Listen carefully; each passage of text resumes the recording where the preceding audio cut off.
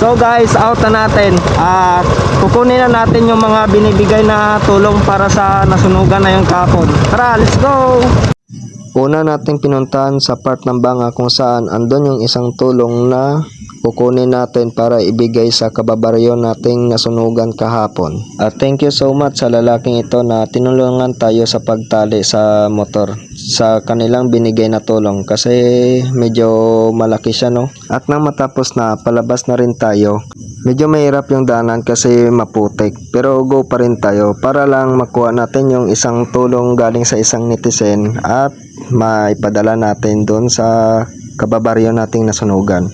So palabas na tayo nito. Yung susunod naman natin na pupuntahan is sa part ng Nalook kung saan meron pang isang netizen doon na magbibigay ng tulong sa kababaryo nating nasunugan.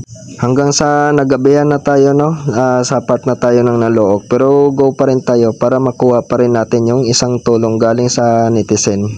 At hanggang sa nakuha rin natin, ayun, naging kompleto na. So ang susunod naman na pupuntahan is sa part din ng Numancia. Meron din isang netizen doon, so tita ko yung magbibigay rin ng tulong. Dadaanan muna natin sa kanila bago tayo dumiretso ng bahay. Hanggang sa nakuha ko na, dumaan muna ako sa bahay upang uminom muna ako ng tubig kasi medyo malayo na rin yung biyahe natin, no? Pero thank you so much din kay mama dahil nagpadala rin siya ng bigas tsaka dilata doon.